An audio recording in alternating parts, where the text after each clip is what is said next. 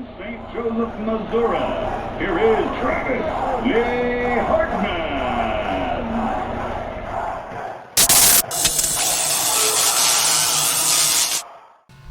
Stretching what? Is that how we start? That's what he said. Is it? All right, well, I guess that is how we start. That's what he said comment. Welcome to the latest episode of Weighing In with Travis Hartman. I'm B-Money. That over there is Weekend Trav. We have a special guest. We'll get to that in a second as well. Thanks for joining us. We have some media partners to thank right out of the gate so we don't forget, and I should say I don't forget. And that's TH Boxing, Gulfstream Financial, and IF Enterprises. As always, thank you so much for your media support. So Weekend Trav, I feel like it's been a long time since we got together. It has actually. It has. We're recording this a little late. We're recording it a little late than normal. Usually we record on the weekends, and you guys watch it whenever you actually watch it. But it is midweek, and we're back on. I don't even know what episode this is. I should know. Oh, wow. Yeah, it's like 36, maybe? Maybe. It's 35 or 36. Maybe. Anyway, so we are here. We're here in the TH Boxing facility. I'm just double checking. Everything seems to be recording and legit. I'm already going to go on a tangent already because... Good. We've been doing this for literally over 6 months now. And I think we've gotten like 400 views on one of our videos, like one of our podcast episodes. We posted a jump rope video that I did and got 4,500 views in 2 days. Come on, people. What the heck? The algorithm is... 4,500 views in like 2 days on a jump rope video. This is a podcast. The algorithm's a wild mistress. So we're not really sure how it works. And at a certain point, it levels off too. If you've noticed, and I noticed these things. It stopped at like 4,600 now. It stopped. It jumped up like it just literally stopped. within a day, and it leveled off, and it's like Done. 46 now. So, anyways, you join us and you watch our YouTube channel for this quality content we're giving you right now, and for our shenanigans, and now for jump roping. I guess that's it. Like, I was pretty cool jump roping. Yeah. Like, I think so. 4,600 people watched it. Anyways, so... Right, jump into the boxing? No, well, let's do this. I want to make sure we introduce our guest appropriately.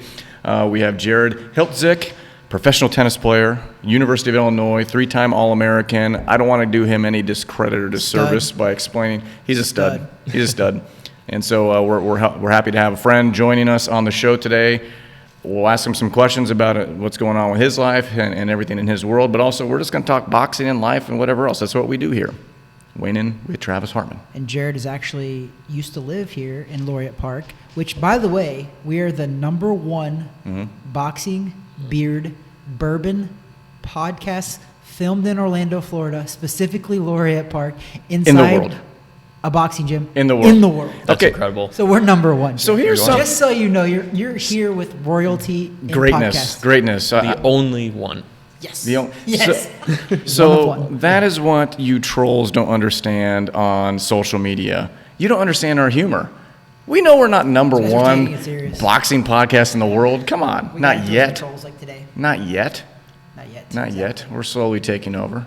So Jared's a stud. Jared's also a friend. He used to live here. He lives in Charlotte now, correct? He's up visiting him and his wife. So we kindly asked Jared, you want to be on the podcast? And I said no. He did. Just wasn't going to. But I was like hurt. Yeah. So hurt. But then I learned that it was the number one boxing, beard, and bourbon podcast filmed in Orlando, in Laureate Park. Specifically. And I knew I had to be on it. But also the prerequisite was that our guest has a beard. And he fits the bill. He's got a little bit. I just trimmed it the other day, but I'm glad I didn't get rid of it all. So. And I've found out now that Jared is also a bourbon fan. Recently into it, and he drinks it like he's supposed to. Neat. Hey, the one rule about bourbon is you can drink it whatever way you want. You're right. He did that actually on that Netflix episode of Neat. They do say that they're like you can drink bourbon however you see fit. 1 flick of water. Yeah. 2 flicks of water. Yes. there you go. Wow. I've not finished it yet, but I've seen most of it. It's super. Bourbon. Another tangent, but bourbon is the most purest, like natural form of. Not whiskey, because whiskey's different, right? But bourbon is... It's just all the elements from earth, is from the dirt, from the corn. Bourbon. It's no additives or anything. It's whatever Mother Nature brings to bourbon that's what you're getting. They put no additives in. And that's probably why I'm gravitating more towards bourbon. I like bourbon. Whiskey, they add some additives. Certain whiskeys, there's some additives, some like certain other stuff they put in there. But bourbon is 100% natural. Sure. So you were going rye for a little while. I was. So I'm still gravitated towards rye. Okay. Just double checking what we have today, which is the same thing we had last episode. Was it? Mm-hmm. That was what we had at the Hagan O'Reilly's? Mm-hmm. Oh, I thought it was a different one. Shout out Hagan O'Reilly's out in Winter Garden. Thank you so much. This is one of your bottles for us, so we appreciate that. This will be the second week in a row. We'll talk about that in a handful of minutes, but let's not deviate too much. Let's try to get somewhat on schedule, on track. You see, I got notes. See my notes? I'm already done with half the notes. So, Weekend Trav. What's happening? What are we talking about today? Clarissa Shields fought over the weekend. She fought on a pay-per-view card. I think it was the first pay-per-view card headlined by a woman, if I'm correct. She won, of course. She beat a girl by, I think, 10-round unanimous decision, undefeated girl. Girl was really legit. Clarissa won. I don't know how exciting it was. I don't know what the official numbers are yet. They haven't released them, I don't think, the pay-per-view numbers. Everybody was really pulling for this card to be really exciting and get a lot of viewers, so I'm not sure yet if they pulled all those people in, but I'm a boxing guy. You know this, huge fan. I didn't tune in. And I'm, like, guilty of that, but, like, I don't know. I was on vacation as well, and honestly, it wasn't a fight that was, like, that exciting for me to watch. I like women's boxing. I train a women professional boxer. Mm-hmm. I support women's boxing. I do, but I didn't tune in, and there's just something – I can't put my finger on it with Claressa Shields that I don't know. Like, I don't want to tune in to watch her for some reason. Like, her style is really good, but, like, I don't know what it is about her. Like, she doesn't get it done exciting enough for people to tune in, I guess. I don't know. But she's super talented. She's won 2 gold medals. Like, the girl is talented out of this world. No disrespect at all. But professional boxing, unfortunately, is an entertainment business. It's not just a sport at all. It's entertainment. So the more people that tune in, the more exciting, the more money you get, all that stuff. And so far, she hasn't had those people tuning in. And I kind of get it because for me, I don't have that, like, one thing about her that I'm like, I need to see this. Sure. I don't have that. So is it something that's, like, something flashy that you want to see, or is it a boring fight? Because I'm just thinking, I don't know boxing that well at all, but when I see Floyd and he's boxing, and obviously he doesn't have that, like, 1-2 combo that's just going to knock you out. Yeah. But he's so strategic in what he does. How would you compare that? Yeah, I mean, that's Clarissa? That's a great question because like me, it's like I see Floyd and I'm like, okay, well, yeah. Is it boring for you to watch? For me, Floyd? it is. Yeah. But you're drawn into Floyd or guys like that because of the other stuff. Mm-hmm. It's the charisma. It's what he brings to the ring, not necessarily while inside the ring. Yeah. Which, I mean, if you're looking at from a tactician standpoint, obviously probably the best of his era, right? Yeah, I always say era for sure. I hate the best of all time, but best of his era, I think he. And so then maybe to add to his question to you is it also a situation where maybe it's just the girl across the ring? It doesn't make a good fight because there's just no one at that caliber. That's the thing, and it does kind of suck at the same time for Clarissa because they have been making a major push to push women's boxing for sure. They're making, like, networks, everybody. They're putting them out there. I just think that Clarissa might be the trailblazer to set up future girls and grow boxing because right now, you're right, she doesn't have a dance partner. That's the thing. Floyd had a bunch of dance partners, meaning opponents that were good, that Ricky Hatton from England, Manny Pacquiao, Oscar De La Hoya, all those names. Floyd didn't do it on his own. Well, he likes to think he did, but he didn't. He did a lot on his own. He's a genius as well, marketing, but he also shared that ring with other greats too to make him great. Clarissa doesn't have that, which is not her fault. So pre-production, we were all talking about, and the topics were wide-ranging, but when we talked specifically about the women's fighting, we mentioned MMA side of things with Ronda Rousey, and the fact that when UFC finally developed the women's, the different weight classes, it started with her weight class, obviously. She was the draw. There was really no one else. Like, you couldn't name her first 3 opponents, I don't think, in the UFC, because she walked through them. And it really like from an interest standpoint with the other girl across the ring, in my opinion, probably wasn't until it was Miesha Tate, but they had developed a storyline in order to come and finally fight one another. The difference is with Ronda Rousey she was stopping and knocking girls out. Clarissa doesn't. I think she's like 10 or something and 0, and I think she's got 2 KOs. Her last like 2 years, it all went the distance. So Rousey was either knocking out or submitting, But there was more excitement, and she had more of that personality, and you started to really dislike her or really love her, and it wasn't a lot in the middle. Similar with like a Floyd, you either really like him or you really hate him. And then it's like, from just a normal person just watching that doesn't know, it's like, we want to see that 1-2. We want to see that. We want to just be on the Mike Tyson stuff. The Deontay Wilder, like, we want to be on our toes, knowing that at any moment something can just something crazy can happen. Yeah. And I guess that's kind of what you're. I think that's because there's a fine line, because you know from just a boxing, like, how technical and strategic you have to be to get that W. Yeah. But from a fan perspective, it's like, you want to see some fireworks. And that's 100% probably for me. I can respect the ability and talent that Clarissa has 100%. Sure. I think she's the most probably the best technically sound boxer out there, women boxer for sure. Like she can fight. They call her the Gwoat for a reason. She literally, she calls herself that. Nobody else does, but that's fair. But that's fair too, because that's the thing. I don't take that away from her either, because she's very confident in herself, and I'm like, you should be. I don't mind that. A lot of people are like, oh my God, she's like so outspoken. No, I'm like, I don't mind it. Have a personality. Out of all sports, Jared, you can speak to this as well, because out of all sports, boxing and tennis is one-on-one.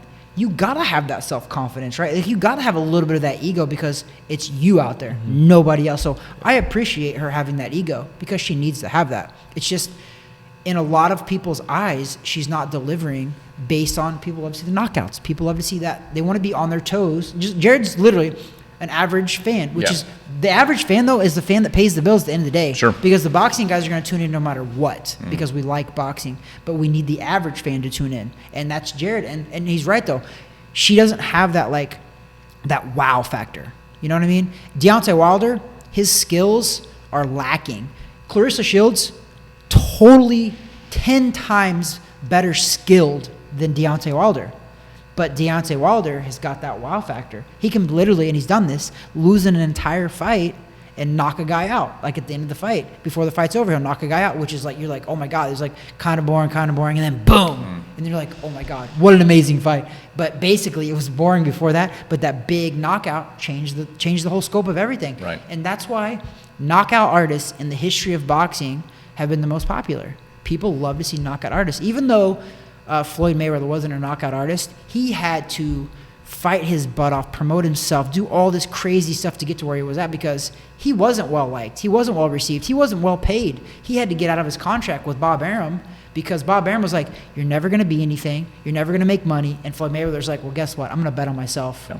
$750,000, bought out of his contract, and became who he is now. Yeah. But so that's kind of a token for Claressa Shields right there. I hope that she can take this and be like, listen, you're not selling now, you're not. But if you truly believe in yourself enough, sell yourself a little better, keep doing what you're doing, and stop. This is where she kind of turns me off a little bit, is she kind of makes a lot of excuses as to why she's not selling. And I'm not going to go into the stuff that she said, but I don't like the excuses, because when Floyd was coming up, he was just like, I'm just going to keep winning. Keep winning, keep winning, and keep winning. And eventually, people have no choice but to respect you, but to tune into you, but to watch you. Clarissa's got like 10 fights. She's literally got like 10 fights, and she's wanting these $1 million paydays already. I'm like, you guys realize that Floyd Mayweather wasn't making millions until he was like 30-something and no. Literally. And now he's making like $100 million for a fight. But she's complaining about not having all this pay. And I'm like, dude, go back. Floyd didn't make that money either. Floyd wasn't making a ton of money either. But he grinded his way out and grinded it and became who he is today. I'm not saying that I think Claressa Shields has the Floyd Mayweather talent or power, but try his way and see what it works. You're beating everybody. She's clearly better than everybody. 100%. I don't take that from her. But she just doesn't have that wow factor. I think she needs to find a cross promotion with MMA or something, just to change things up. Just get some sort of knockout factor not in boxing. And that's why just have something different. And that's why it was interesting before this fight was even announced. She was training. She was starting to train MMA because, number one, that's where the dollars are. I mean, that's that if she wants to make money. Well, For women's. For women's sports, yes. But she would be a name. She would be a draw there inside of a cage. So it would be interesting to see if that's where she goes back to. I don't know if she'll go back to training with those guys. I think she might have been in New Mexico. I don't remember where she was training out of. I know. MMA. I thought her next fight was going to be but MMA. I'm thinking of the people who she was training with. I think John Jones was helping her. I think other people were. I don't know if he's still out of New Mexico because I'm a little outside of that world now. I should know this, but she signed a contract with it wasn't UFC, but it was like a Bellator or something. She actually did. She's got a contract with an MMA company because she is like a futures deal or something. Sure. And I can't remember who. So that means that's actually a great point because that means it takes out Amanda Nunes because she's in the UFC. So I don't even think if Clarissa wanted to, she couldn't because she signed with like a different organization. No, Nunes would walk through her. That's a different topic for a different day. It's like you need some stepping stones. I mean, obviously Connor had a boxing background, so it made and just with his name and Floyd, like that's where it made sense. But yeah, Clarissa would have to prove herself. Well, absolutely. But also on the other front, I guess Amanda Nunes is starting to run out of dancing partners too because she's just walking through everybody. With Cyborg moving on to she with Bellator now. Yeah. I think that's both of you brought that topic, and it's so true, is that they don't have dance partners. But I think that now we're seeing younger girls are seeing Claressa Shields on TV. Yeah, which They're is great. seeing the women's Nunes on TV. So now you're having girls that are going to get into it at a much younger age. So now I think that what they lack is depth.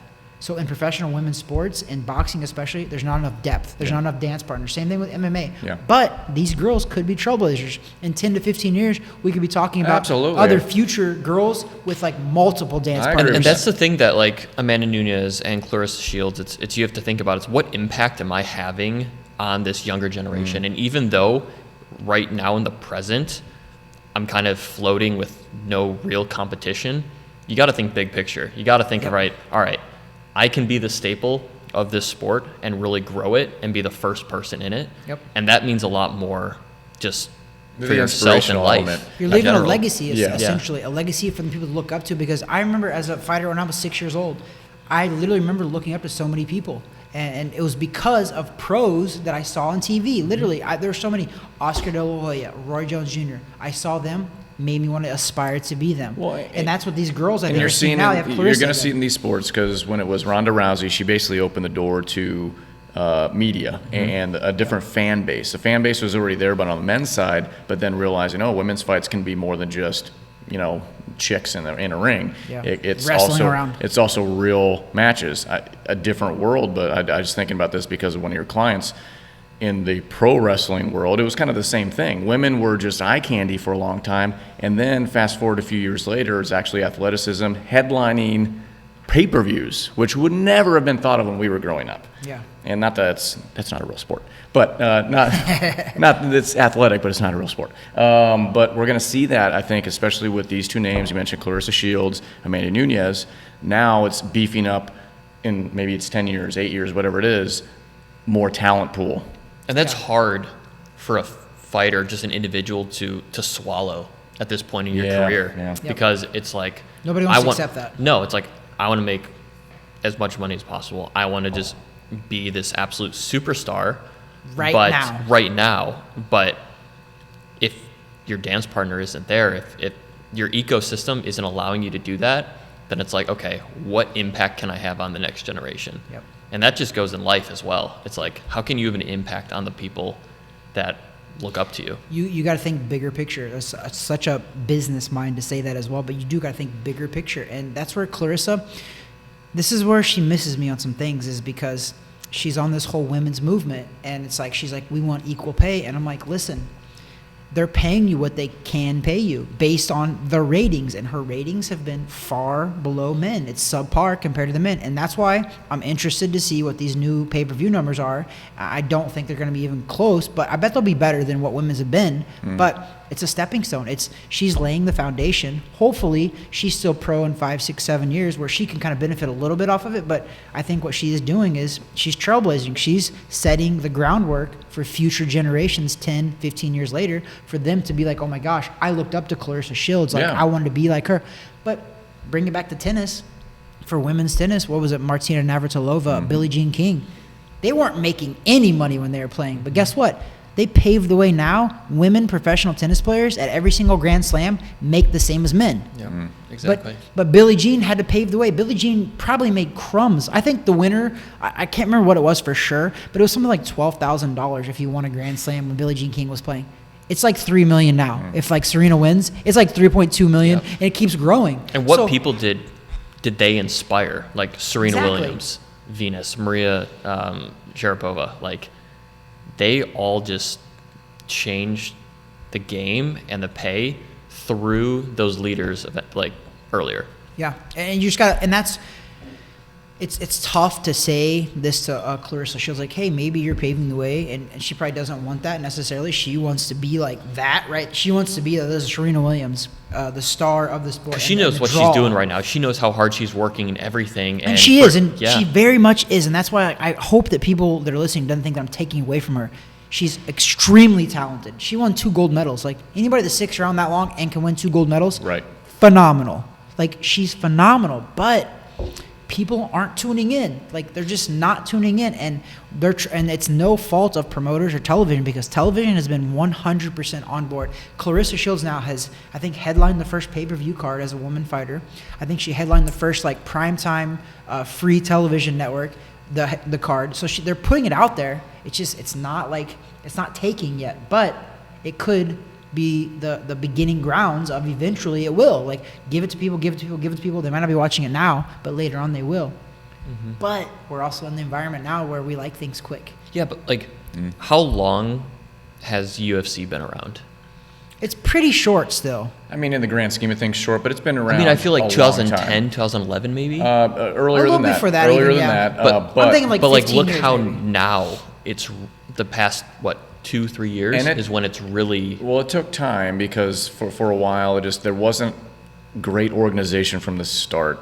And then once things they figured it out, and they were on the brink of bankruptcy before they did the Ultimate Fighter show. And that was back in 05, I think, 05 or 06. So they were almost shutting the doors. Yeah. That blew it open for them, and all of a sudden their audience expanded. I mean, there was this genius business networking between television networks, things like that kept them going.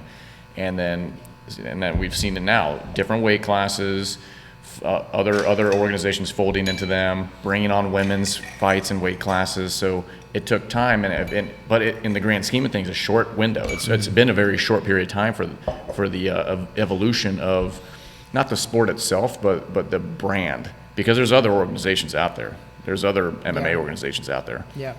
A long time ago there was Pride that was mainly out in Japan. You mentioned Bellator. I think Strikeforce was one for a while. And there's other ones. Yep. And there's other small promotions. We have friends that do this stuff. I mean, they're bouncing around all over the place on the professional circuit. But UFC built a good model. They built a good model, and it's almost, in my opinion, actually a bit oversaturated, because it seems like every week there's something different. Exactly. Yeah.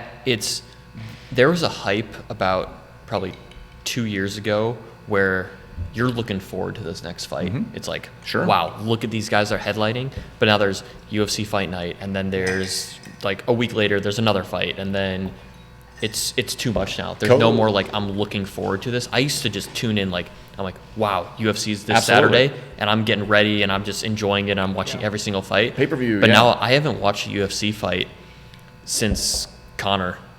COVID, really. I think, was a blessing in disguise for them, and maybe boxing to that degree too.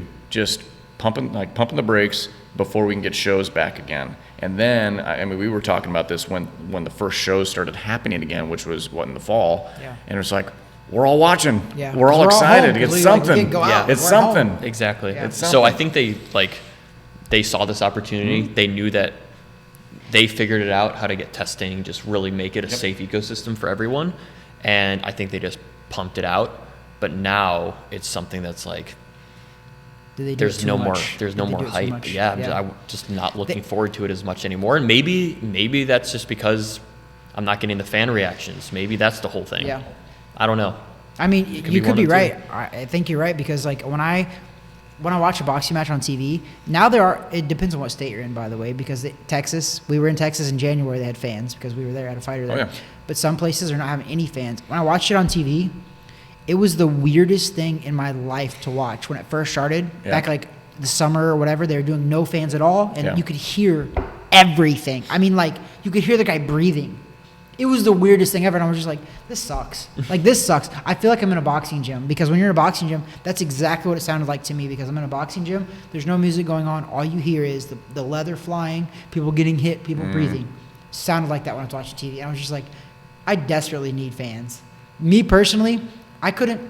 Thank God I haven't competed since the COVID happened, but I need fans. I literally, watching that made me realize how much I thrive off of fans. I genuinely don't think I could fight without fans. It's so crazy just watching all sports, and I think like NFL, they even had the fake fan noise, they did. And that added to it. Like that actually made me enjoy it more than like watching basketball, where it's just like silently you're just hearing sneakers just squeak the whole time. It's just weird. It's like an open gym. Yeah, and you could hear them jaw and complain the whole time, complain about no calls and flopping and whatever else. Yeah. But you're right. I think when the NFL pumped that noise in, it was a little weird, and we all made fun of it. But it's like, you know what?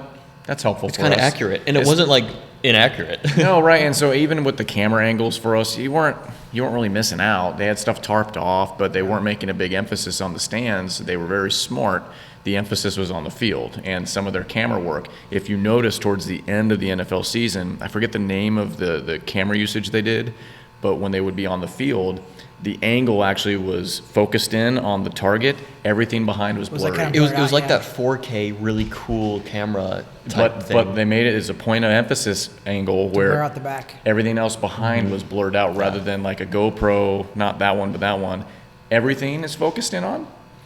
So that was interesting. I was talking to a digital arts guy, and they're like, oh, yeah, they're doing that on purpose. They want the emphasis to be on the players since the stands are empty. It's empty. Yeah. For sure. Yeah. I forgot that there were no fans during some of these football games until it went like the back like behind the quarterback, and then I'm like, oh wait, there are no fans. Like Drew Brees in the Superdome, just absolutely silent around. But then they had the Super Bowl in Florida, and everybody called it a super spreader.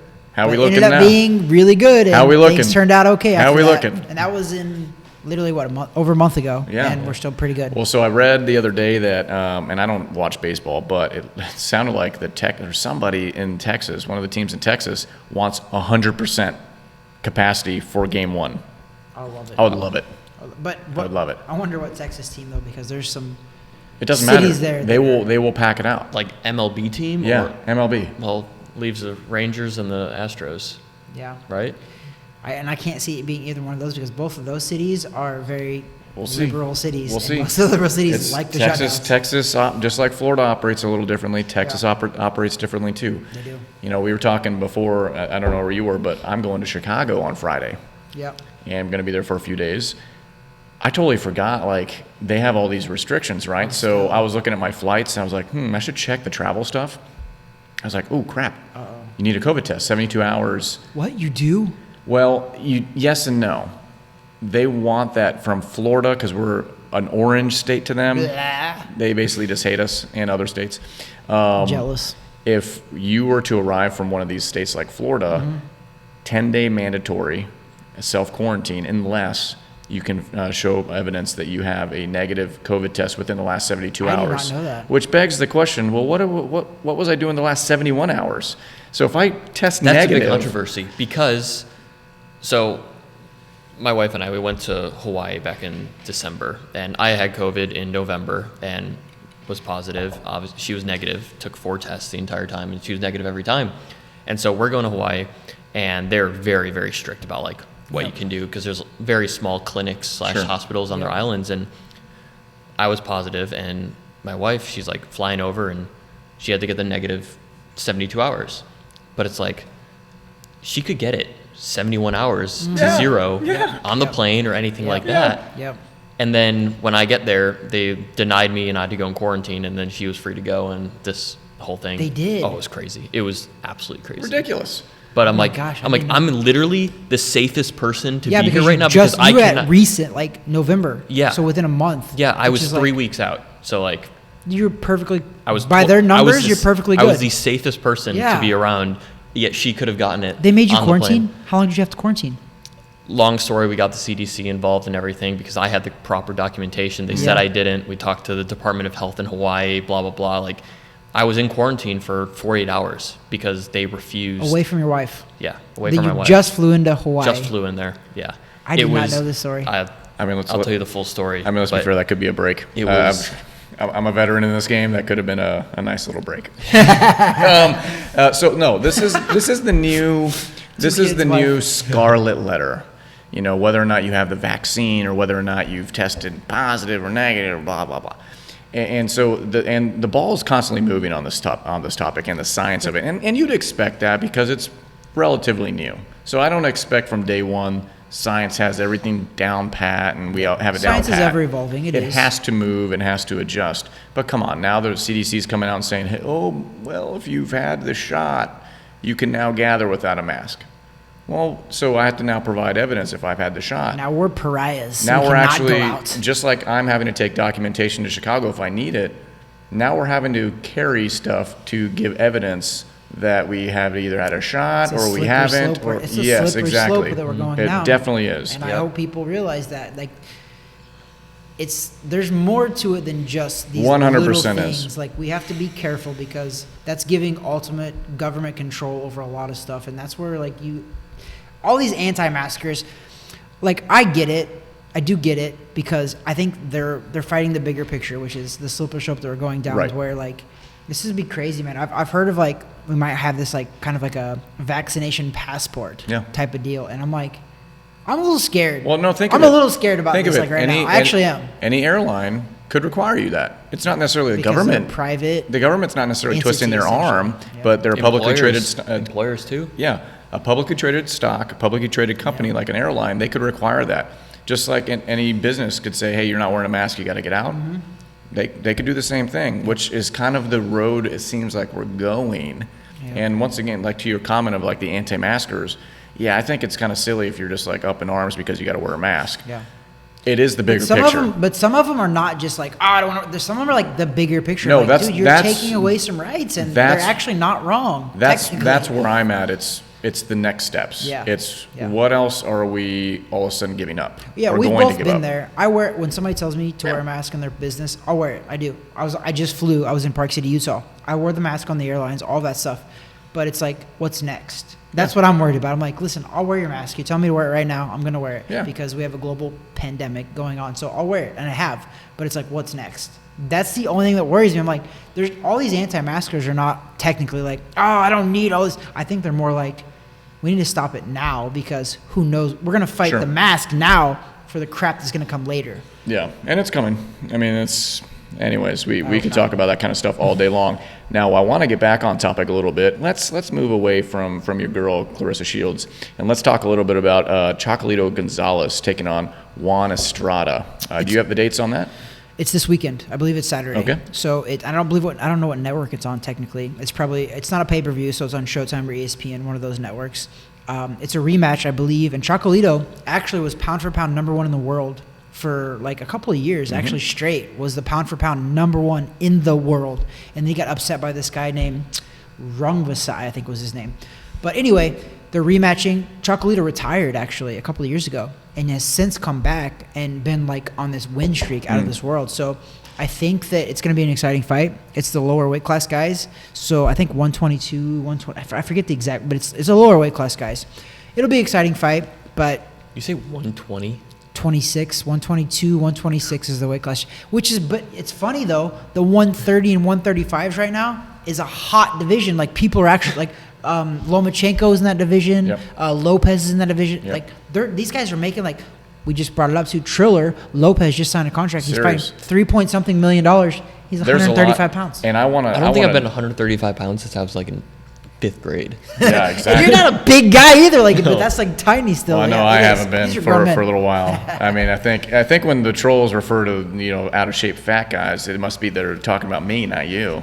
Yeah, I don't know. I don't know either. There was a guy that had 6 followers. Well, what they do, and it wasn't even his name. What they do is that I stopped responding because like this guy doesn't even deserve a response. They create fake accounts in order to generate more response. I mean, that's fine, whatever. I'm like, I'm busy, man. I don't have time for that stuff. So, anyways, yeah, it's this Saturday. Okay, it'll be a good fight. I highly recommend to watch it for sure. Chocolatito is fighting on Saturday. It's going to be an exciting fight. He's fighting Estrada. Like I said, I believe it's a rematch. So it's a good fight. Chocolatito has the makings to be in another big fight because he is a former #1 pound for pound. Sure. And that's a coveted thing. For people that don't know what pound for pound means, pound for pound is not this sanctioning organization. Pound for pound means no matter what your weight is, they consider you the best in the world, no matter what the weight. They consider him better than a heavyweight. They consider him better than a welterweight. All those guys. So pound for pound is a very, very coveted thing. If you get that, like, you're legit. Like, only one person in the whole world gets pound for pound. Well, each week we get closer to you changing your opinion on who that is. Yeah, I know. And it's 1 week closer. I still have Terrence Crawford pound for pound. It's 1 week closer to Canelo being pound for pound best in the world. And I've said it. Like, so I fought Terrence Crawford in the pros, and I consider him pound for pound. So does a lot of people, though. I'm not. I agree. I am not in the minority. A lot of people do. To be fair. A lot of people but do. I do think he is. But I've made the case for Canelo. How many times now in our episodes? Literally every episode, I'm like, wow, he's fought this guy, he's fought this guy, he's fought this guy. I'm like, how is he not my pound for pound? And he stays active. He's the fighting champion at this point. He's fighting again in May. So I agree. A lot of props to him for taking on all these fights, just continuing. Even though he's already hit this status, it's amazing. It's very cool. Agreed. It's cool to see. Agreed. Because it's like you're fighting for the game and not just for the fame. That's if you're a kid, he's not bigger than the game, and I think he knows that. And that's right. amazing. If you're a kid watching boxing, that's the kind of person to look up to. Yeah. Someone that's consistently grinding, old school mentality, working hard, puts the right camp around him, brings other fighters up too in order to bust their butts. So you get like Ryan Ruiz Garcia. and all those guys getting in Ryan shape. Garcia as well. Garcia's in there. He has nothing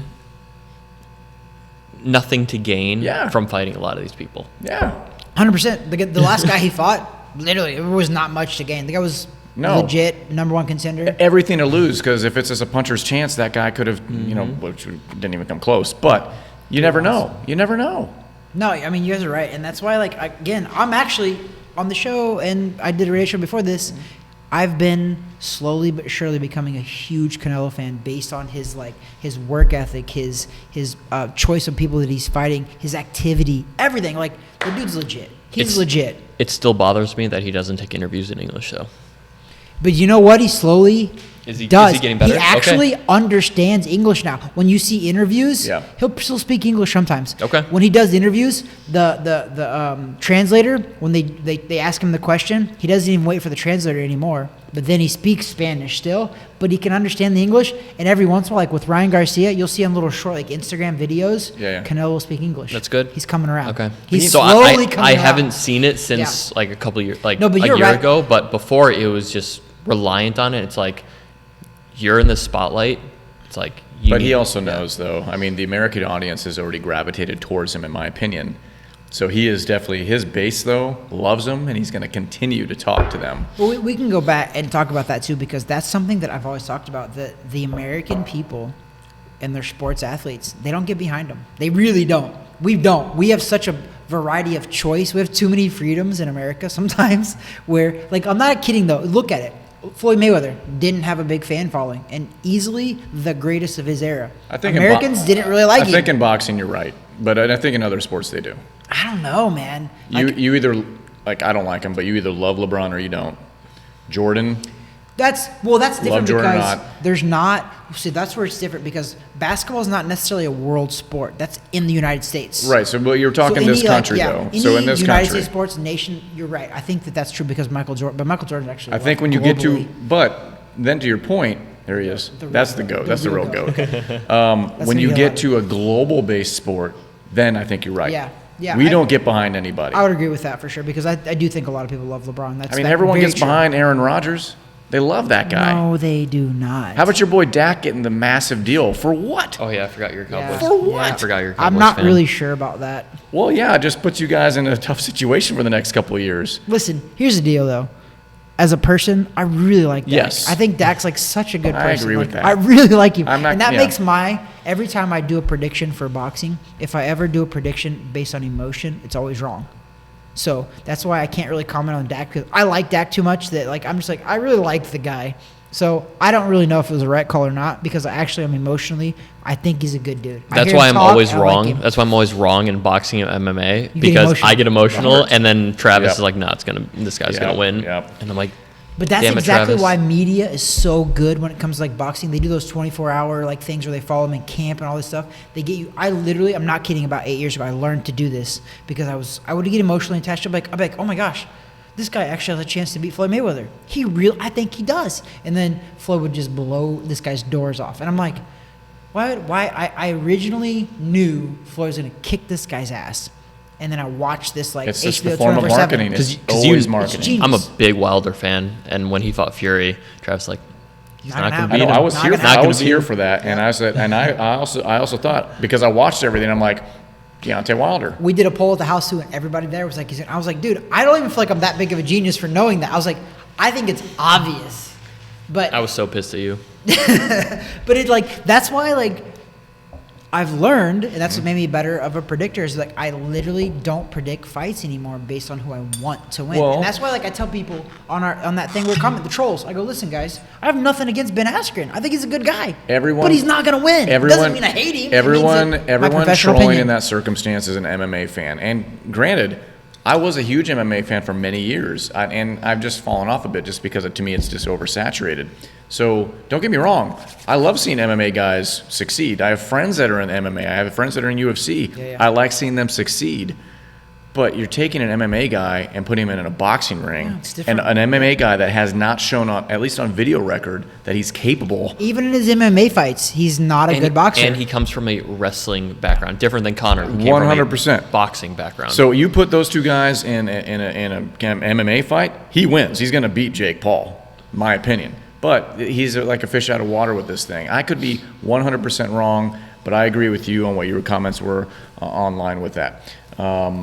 So back to the emotions and things like that. How many times have you seen me, because the Packers have been in big games a lot since we've known each other. More than the Cowboys, yes. When they're in the big match, when they're the big game, how many times have you seen me like, hell yeah, they're going to stomp that opponent. They're going to run right through. Because like, I know better. You're the most heartbroken guy ever. I know better. You don't say it ever. I'm heartbroken. I'm heartbroken before the game because I just already know this is how they're going to lose. And if it's still the opposite for you, though. That's the only way I'm right on any of these sports is that I know how my Packers are going to lose. And I'm right every time. It's all right. I'm a Giants fan. But well, I know that you guys are always going to beat us in the playoffs.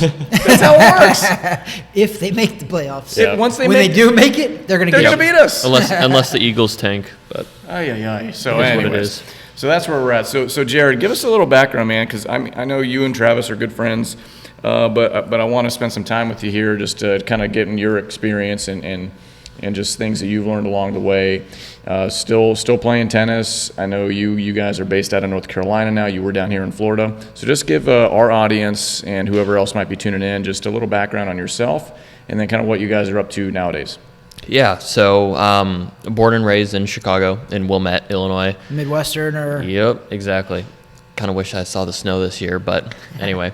Went to University of Illinois, played tennis there, and then All-American. That's amazing, by the way. 3 times. 3 time. Yep. That's literally amazing. And I don't know. That's amazing to me because like I never got to really boxing was never like collegiate sport. There was amateur boxing, but it was never collegiate. So like I genuinely always wanted to be like an All-American, but I could never be one because it was not like maybe explain to folks that are tuning in because it's easier on like other sports to say this person's All-American because you can kind of get the numbers of how many that would be. And in the tennis realm, how many people would be considered an All-American? Division I that's like the top of the top. So 16 players a year. Wow. Yeah. Phenomenal. That's incredible. All Division I schools in the United States. That's University amazing. of Illinois, definitely Division I. 3 times you took one of those 16 slots. Mm-hmm. That's amazing. That's incredible. Yeah. Wow. So that was great. Surrounded by amazing coaches, amazing teammates. Went on to play tennis professionally for the next 3 years. Got up to 350 or so, and traveling the world. And it was fun, but gets a little draining. And obviously, you're spending so much time in the hotel room. I mean, you're there 8 to 10 hours a day, and it's like, okay, well, what can I do to make use of this time? So, in doing so, created a company. It's called Recovery for Athletes, and it's basically a high-end specialty marketplace for athletes to get the best athletic recovery and home fitness equipment. Yep. So that's kind of what we've been building since 2018. I actually have a few of your products. Yeah, and it's that awesome. I use to this day still, like the Theragun. Mm-hmm. We still use that. Yep. So we sell like Theragun, Game Ready, Garmin watches. I saw you were wearing a watch, and it's been a really, really cool process and just learning just the business world. And we've really just been transitioning and growing this company really fast and just adding the best brands out there. And the real thing with our company, it's like, we're not just like a Dick's Sporting Goods or an Amazon. We're super specific and high-end specialty products for athletes, for what they need. And it's stuff that I've used in my career, I've seen other athletes use. And Claressa Shields, by the way, is one of your guys' clients, Yeah, right? so like we worked with Clarissa. Clarissa worked with us actually like 2 months after we opened. So that's awesome. I was calling her on her cell phone, and we were placing some orders. She got a game ready and like a lot of racks. How are you going to be so critical of the girl? Come on. I know. Like I don't know. So I'm just being real. So what would you find as like the biggest challenge as a business owner in the current environment right now? Yeah, so it's interesting because COVID has I don't want to say accelerated our sales, but we transitioned into having a lot of home fitness equipment. And when COVID shut everything down, it was something where it opened our eyes to, okay, wow, like life can change for everyone forever. Yeah. Like the customers that we talk to the customers we talk to, they're like, I'm never going to the gym anymore. Like I'm working from home. I need this to supplement my workouts and everything like that. Like this is how I'm changing. We've always been a remote company. We don't have a quote unquote headquarters. Sure. So a lot of it hasn't changed with us, but it's really just shown how important communication is. And just in really, communication is the biggest thing. It's like how our customer service team is working with our marketing team and just really making sure that the correct information is being relayed to our customers. Because at the end of the day, it's like, how does our customer have the best experience possible? How are we improving their athletic performance? How are we making them better? And that's our number one goal. So the great question that I have for you is, as a professional athlete, what has challenged you from being a professional athlete and that you've taken over into the business world? Yeah, like what challenges have you came across now as being an entrepreneur, essentially owning your own business? What have you taken from your actual career into that? Yeah, I mean, a lot of it's like how difficult it is for athletes to trust the products that they're getting. Yeah. And there's so much snake oil out there and just like marketing dollars being thrown at people and they don't believe in what they're actually promoting. Yeah. And so it's just been that balance of like me wanting, as a professional athlete, like just wanting to, I want this product. But then as a business owner, it's like, okay, well, which product actually works? Like what can actually help improve people? And that's the biggest thing that I've gotten from it. I mean, I feel like that's great. I feel like that separates you from a lot of people, though, because you actually want to help them. Mm-hmm. I've noticed that being a professional athlete myself for so long, that the more money people have spent on advertising something, the less I believed in it. Because if they had to spend so much money to sell that to me, I'm just like, I lost faith in that. Yeah, and I don't think it works. You have to sell it that much. You see all these different athletes promoting stuff, blah blah. Like they're getting paid. And you wonder if it's real or they're getting paid. There was That's what I mean. There was a small period where this was blowing up Instagram. Like this athlete was using this athlete was using this, and you truly believed it. Yeah. But now it's gotten to like in us, it's like we're looking to add athletes to our profile, and we have some great athletes that we work with. But it's like, okay, who actually believes in this stuff? Who is going to put their name behind our brand and really cares about their body and cares about getting better? Because you can't put a price tag on that. Yeah, I agree. As an athlete, 100%. You want to believe the stuff that you're working with. Yeah. That's the first battle, is you can have the best stuff in the world, but if you don't believe that it's working or believe that it's helping you, it's not going to help you. Right. Even if it's great, you have to believe it. Yep. So when you're looking at market penetration, Hey, I was waiting. That's what he said. So are you looking specifically still at that niche, looking at professional athletes, or do you envision this longer term going into more of the amateur athlete or the stay-at-home fitness people? You know what I mean? Mm-hmm. You want to see this expand out to just traditional households? Yeah. So right now, our biggest thing is we've done recovery and fitness equipment, but we're going to be expanding into nutrition and into sleep. Okay. So those are really the four pillars. Sleep is recovery. That's recovery. So those are the four pillars that we believe, from a health and wellness perspective, is the most important things for an athlete. Yeah. So with that being said, like our customer base ranges from Olympians to weekend warriors who, I mean, it's weekend pretty yeah. It's pretty awesome because then we also have like the the 65 to 75-year-old crowd, and it's like we have specific products that work for them. Right. And it's pretty interesting because people ask us like, oh, like, what's your target market? Who are your customers? And it's like everyone, because everyone has the athlete inside of them. Everyone wants to be the healthiest that they can be. And that's something that it's been very apparent, and it's been a lot of fun just because you never know who's going to be calling you. You don't. And I remember I was with you a couple of times, and we were golfing, I think, and you had like, I don't know if you can tell who it was, but like you've had some like pretty high end people, like super high end people calling you for products. Yep. And like it was pretty cool, like to sit there and listen to take a phone call from like a super high end, and I'm sure there's some privacy with there, but I overheard it. He didn't actually tell me, I overheard it. But like you've had some high end clients, like for sure. Like everybody is, especially now during this pandemic, everybody wants to get healthy, because if anybody's listening, I've been preaching this, that the healthier you are, the better off you are against COVID. Oh, yeah. You can naturally fight off COVID if you have a good immune system. You take care of your body, you exercise. Recovery is very important. So I've said that many times. So asterisk, we are not doctors. That it's not fully 100% medically proven, but you might as well do those healthy choices, or make those healthy choices and decisions for your life, because it can only help the cause. Pretty much get up off your butt and do something. Yeah, get off your butt. Stop worrying about the world every day, and go do something for yourself. That's my opinion. I mean, we've been hanging out and talking all throughout this whole thing. I mean, I'm in the gym 6 days a week. I mean, and I'm an old man at this point. I'm an old, married, grizzled veteran. You're not old at all. all. Old. Like, he's talking about that kills me. That older age range. That's me. I'm that demographic. No, he's not. So listen, when you're married as long as I am, and I have 2 kids. So marriage ages you like twice as much, right? Is that what you're saying? But when you have 2 kids, I can't wait to get married, Jared. Hey, both my kids are double-digit age range. That increases exponentially your age, your the way you feel.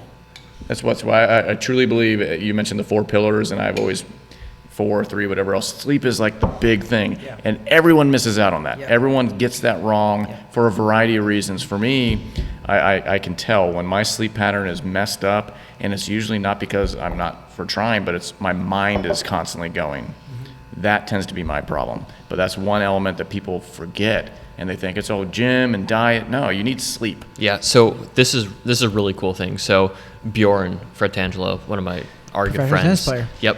Professional tennis player. Yep. He has the Aura ring, so it tracks your sleep patterns and everything. Mm-hmm. And he's very, very into like just wellness and health and performance and just getting all that. So a couple nights ago, we had 2 glasses of bourbon. And the next morning, obviously you don't sleep as well. And I'm like, hey, what is your Aura ring saying right now after 2 nights? And he sent me the night before, and then that night. Big difference. And it was crazy. Like his resting heart rate was 4 beats above what he normally was. For the last 3 weeks, he's always been 37, 38, 36, 38, 38, 36. That one night, he was at 42. Wow. Resting heart rate. His REMs were way less than what he usually is. That's just from wild. 2 glasses. It's so interesting that you say that too, because I always tell people, and this is why I hate this talk in sports of like greatest of all time. The reason I hate this because we have super athletes now. Yeah. Because sports medicine and things like that leaps and bounds changes the game. Sure. Because you go all the way back to, let's just say, Babe Ruth in baseball. Those guys smoked cigars and drank beer in the dugout during the game. So nowadays, we have super athletes. These guys are so fit, so smart. But the conversation I like to have with that, I turn it around on people. I said, okay, take those people from back then in those eras. Put them here. Yeah. How are they performing? Oh. They destroy it off the charts. For sure. But it's still like, that's why, but I just still hate the greatest of all time talk. So do I. Listen, Dennis Rodman would have 40 rebounds a game in today's world. He was able to go to Las Vegas, party, and do a God knows what, and come back. I was just watching that. I'm telling you. Travis has a 5 a.m. lesson this morning, and in between his lessons, he's watching Last Dance. It's on TV. I come down at 6:30 to walk the dogs, and he's just watching it. I only gravitated towards that. I love Michael Jordan, but I love Dennis Rodman for some reason. He was like as a childhood hero of mine. Because he was a hero. Not a hero. That was your hero. Not a hero. Sorry, I'm questioning our friendship right now. It's a bad use of words. This is before he married himself. Okay. Okay. Well, it's fair. He was one of my favorite basketball players of that era because he didn't give a crap. He left it all out there. Yeah. He left it all out there, and he wasn't about scoring. He was about the other stuff that no one else wanted to do. He was a dirty player. He did the dirty stuff. He got the job done. That's what he said. You did the dirty stuff? I mean, I've known friends that have said that. All right, let's move on from that. I mean, my kids are watching. I mean, at least my son is. You know. Amber, why aren't you watching? Yeah, no one else watches. Anyway, so I don't want to take away from what we were talking. We're talking about all these great things about physical fitness and all these elements. We're drinking bourbon, talking about it. We're talking about our sleep is not going to be good. Cigars, Babe Ruth. Our sleep pattern is not going to be good tonight. No. It's not. No. But we know that ahead of time, folks. We know that ahead of time. We'll plan for that. We can plan ahead. But you know what? Sometimes, though, I've realized now, because I'm 37, professional over 16 years, amateur 14 years, I've learned that I can't be strict on everything. Sometimes for my own sanity, for my own mind, I like to do things that I enjoy, which is a glass of bourbon now. I've been in that. Is it going to affect me? For sure. My sleep schedule is going to be a little bit affected, but I think that the overall success of it all is going to be my joy is going to counteract the off sleep that I'm going to have because I'm enjoying this right now. Yeah. It's healthy. It's good. We don't drink bourbon every single night. Camaraderie. We don't. Yeah. And I think that is going to counteract I'm going to have lack of sleep for sure. Yeah. I had it last night. And another thing is when I was in college, it's you want to have that college experience and everything, but look, you're still trying to win a national championship. Yeah. And it's being organized in which it's okay, it's a weekend. Saturday night, we just won our match on Friday night and Saturday night. Okay, we can go out, but it's okay, well, we have another match on next Friday, so probably starting Wednesday, we shouldn't go out anymore. It's we can go out then. And there's got to be a balance. Exactly. You have to balance. And it teaches you. It teaches you, and it's maturity. It's okay, well, how does this affect me? When can I do it? When can I not? And it's just getting strategic. And all right, folks. So I'm around some sort of professional greatness here because I was a frat guy in college. Frat guy conversation. No, we're not having that conversation. There's not a lot to talk about. But publicly, this was not my life. We didn't worry about this kind of stuff. You guys did. So kudos to you. Yeah, and I love that statement though because I think maturity is the question there. I think that's why I haven't fully announced my retirement because dude, I'm telling you, the last couple of years, I feel like my maturity is through the roof. On my training. Okay. Yes, there you go. Okay. So my training and my thought process of the actual boxing matches is I'm so much in a different level now of where I was when I was 30 or 25 even. And on a good side, I'm older. You see the game differently now. And especially from coaching now. I've been on the coaching aspect for a couple of years, full time for a couple of years. I see things differently now. I'll get in the ring now. I haven't been training at all. I'll step into the ring with some of my clients and I'll spar with them. And I'm not kidding. I've sparred better now than 5 years ago when I had 8 weeks of training. Mm-hmm. Now I've had 0 weeks of training. And one of my guys pissed me off, and I'm suit up, let's go. Headgear's on now. And I'm I still have that young mindset in my head. Also is going to get me in trouble, probably when I'm a little older, and my game has kind of started to fade a little bit. But so far, it hasn't. And I get in the ring with these guys, and I'm in a different level. My thought process, my maturity level is so different. And I'm I wish I had it when I was 25. Exactly, because it's I'm volunteer at University of North Carolina at Charlotte, so UNCC. And I'm seeing the game just from a coaching perspective. And then when I go to play the guys, I'm just wow, I was worried about that shit when I was playing. Mm-hmm. Yeah. When I was on the court, I was a nervous wreck about doing this. And now I'm playing the guys and I'm what do I have to lose? Why was I nervous about that? Right. It's the mental I'm a different player now. And so I feel if I literally put in a 2-month training block and got in better shape and just really started, I'd be a completely different tennis player, but I got a business. The mental aspect for any athlete is huge. Obviously on the professional side, on the weekend warrior side, whatever else. once you can finally kind of not control it or master it, but you understand how to work through it, that makes such a huge difference. We all obviously coach at a certain level. We've all participated in different things. So it's even like on the running side, like running marathons, running whatever else. Once like my mindset is right, that makes everything so much easier. And I look back at prior events, I'm like, I was worried about this. Exactly. It's crazy when people ask me this, but they literally, I've said this from literally when I was an amateur, like 14 years old, people ask me this shit. I say boxing is 90% mental, 10% physical. Sure. And I think probably as a professional almost tennis every player, I sport. feel like you could probably say that for a lot of sports, right? Yeah, exactly. Like, and that's where like now, I've always said it, but I feel like I truly believed it the older I've gotten, and now I've been on the other side. And I'm like, that's why I feel a little more. I've had a couple bourbons, but bourbons.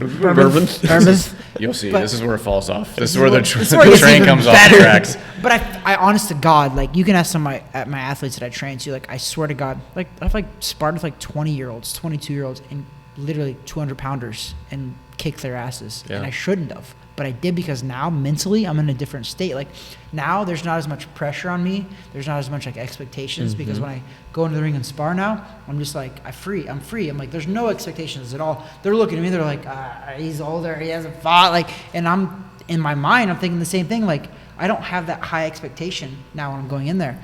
So I feel like I'm just, even though I've had more bourbons right now, I feel dangerous. If I ever came back, I feel a little dangerous because I'm like, mentally, I'm in a different level. Like so, I'm literally, and I think that those athletes that are great, I feel like they figured that out in their 20s. Yeah. And that's why they're great. Yeah. And some people figured out later, and that's just what it is. Because like when I was playing, it's like you don't really have something after. You're like, this is all I have. Yeah. This is all I have. Like, what am I going to do? And it's like, this is everything to me. Sure. And now that we have careers, your coaching career and my business, and it's like, well, okay, this really just opened up a box of worms where it's like, wow, I can just play free now, and I know I have this. And it's like, what if I had that mentality when I was playing? Yeah. And to You're expand, still young enough to where you could come back. Well, you're technically not retired. So to expand on that though, and let me flip it around. Here's what concerns me though. Flip it and reverse it. Here's what concerns me on the generation coming up, and I see it just because I coach youth. The iPad kids. It's that, but I just think that's a great name. I've recently, in the past couple of years, dealt with more head cases than 8 years ago. More stress. Younger too. And not for any reason in particular, just the anxiety comes out of nowhere. And that's really concerning, I think. And I don't know where it develops, but I've noticed that as a coach. It's from that not real life interaction. I think there's a lot of We talked about this the other day. It's like the meat and bones of just growing up and just being gritty and just like living in the woods. Like, gone. It's gone. It's real life. It's a sense of, I just want to be comfortable. I want to be just perfect everything. People don't want to go through the struggle. Even last night. They're afraid of the struggle. How do you face diversity? So even last night, I have an athlete that's very talented, and she's so good at middle distance, and she was stressing out, and it hampered her performance to where she should have easily been top 3, top 2 in her event, but it hampered her performance because her anxiety that no one lumped on her. She put it on herself. And it affected the rest of the evening for her. Yep.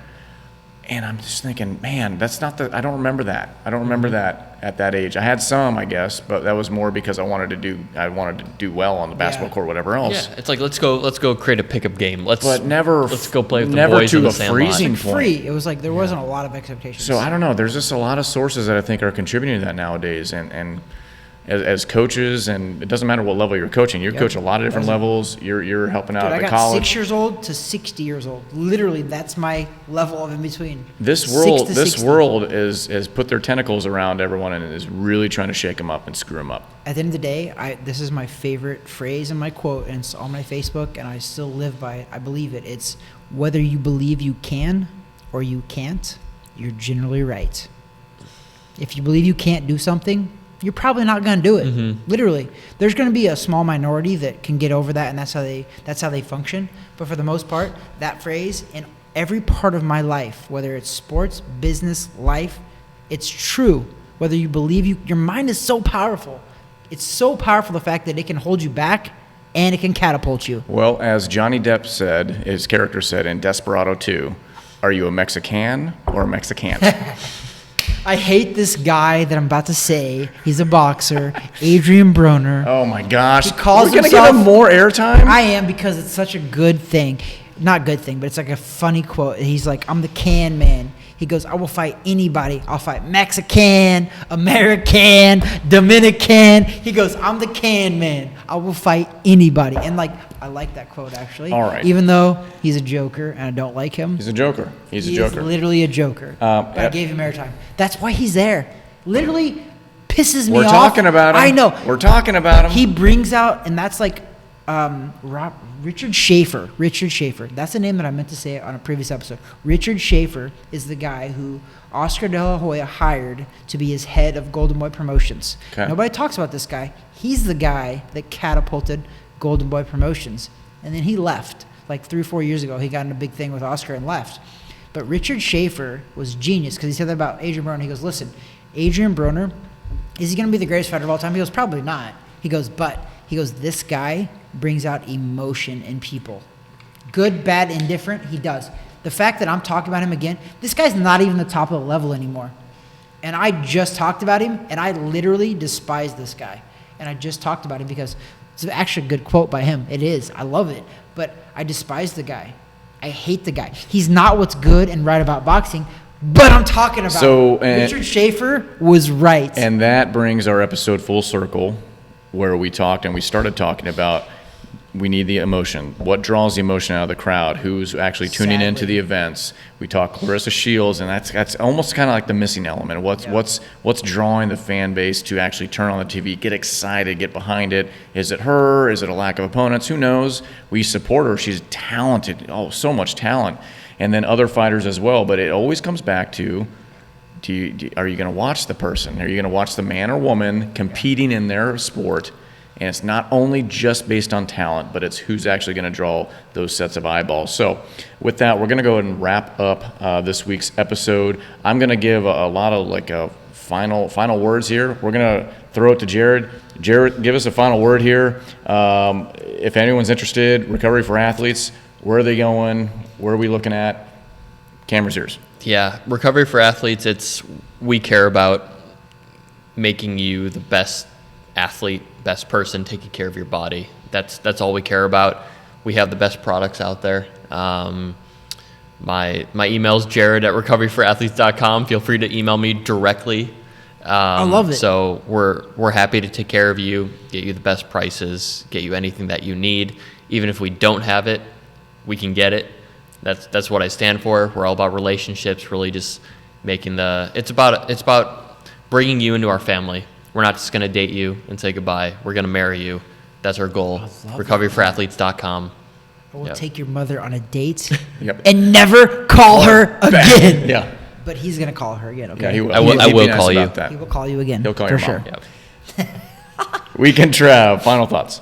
I mean, I don't really have too many final thoughts today. Wait. He says that, and then he talks for like 10 more minutes. And then I'm like, come on, man. I got a lot to edit. I'm going to keep it short. This is a one-man editing show, and he has like 10 more minutes. But listen, I'm going to keep it short, and I'm going to go with my favorite saying of all time. It's ELE. Okay. Oh, wow. Everybody loves everybody. Yeah. That's it. And go visit recoveryathletes.com. Because as a professional athlete myself, I literally, not shitting you, I have a couple of Jared's products in my house.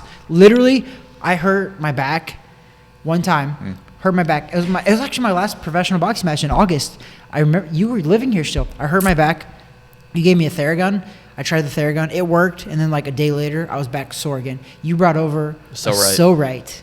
And I'm not kidding you. To this day, I live by that thing. I hurt my back right before I went skiing. I don't know how I did it, but I did it. I did the So Right 5 minutes a day for 3 days. I did the So Right. It's very uncomfortable. It is. It's very uncomfortable. But I was able to ski in Park City because of that So Right.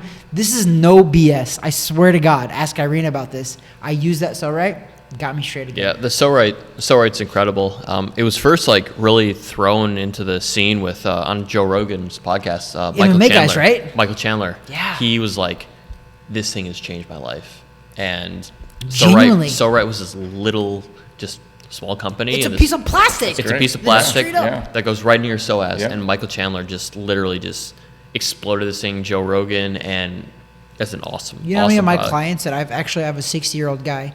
He's like, "Oh my God, I have this lower back pain for like forever." And I was like, "I'm not kidding you. I'm not a snake oil salesman. You can use it for free. I'll give it to you to try it out for like 3 days and let me know if it works." I'm not kidding. I had a woman, I had a woman that was like 50, a man that was 60 that tried it, worked for them as well. I was like, dude, if it might work for you, it might not. I don't know. I'm not telling you for sure.